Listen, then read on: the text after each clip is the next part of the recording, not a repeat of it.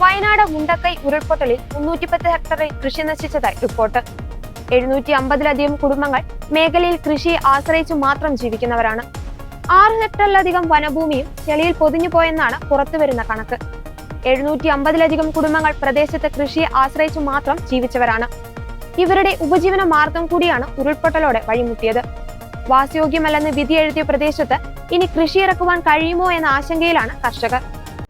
വയനാട് മുണ്ടക്കൈ ഉരുൾപൊട്ടലിൽ 50 ഹെക്ടർ ഏലം, 100 ഹെക്ടർ കാപ്പി, 70 ഹെക്ടർ കുരുമുളക്, 55 ഹെക്ടർ തേയില, തെങ്ങും കവുങ്ങും വാഴയും 10 ഏക്കർ വീതം. കൃഷിവകുപ്പിന്റെ പ്രാഥമിക കണക്ക് തന്നെ ഞെട്ടിക്കുന്നതാണ്.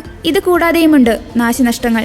80 കാടുവെട്ട് യന്ത്രങ്ങൾ, 150 സ്പ്രേയർ, 750 കാർഷിക ഉപകരണങ്ങൾ, 150-ലധികം മറ്റുപകരണങ്ങൾ, 200 പമ്പ് സെറ്റുകളും അനുബന്ധ നഷ്ടവും അമ്പരിപ്പിക്കുന്നതാണ്. അതേസമയം കൃഷി വായ്പകൾ വിലയിരുത്തി വരുന്നതായി പ്രിൻസിപ്പൽ കൃഷി ഓഫീസർ പറഞ്ഞു. 5 ഹെക്ടറിലധികം വനഭൂമി ഉരുൾപൊട്ടലിൽ നശിച്ചു എന്നാണ് വനം വകുപ്പ് കണക്ക്. പശ്ചിമഘട്ടത്തിന്റെ വൈവിധ്യ കലവറയാണ് ഇവിടം. ചൂരൽമലയോട് ചേർന്നുള്ള 309 ഭാഗവും ഇല്ലാതെയായി. അപൂർവ സസ്യജാലങ്ങൾ ധാരാളമുള്ള മേഖലയായിരുന്ന ഈ പ്രദേശം കഴിഞ്ഞ 10 വർഷത്തിനിടെ 7 പുതിയ സസ്യജാലങ്ങളെ കണ്ടെത്തിയ സ്ഥലം കൂടിയാണിത്. 2021-ലെ പക്ഷി സർവേയിൽ 166 ഇനം പക്ഷികളെ അടയാളപ്പെടുത്തിയിരുന്നു. മനുഷ്യരുടെ പുനരധിവാസം പോലെ ഇവരെ സംരക്ഷിക്കുന്നതും വെല്ലുവിളിയാകും.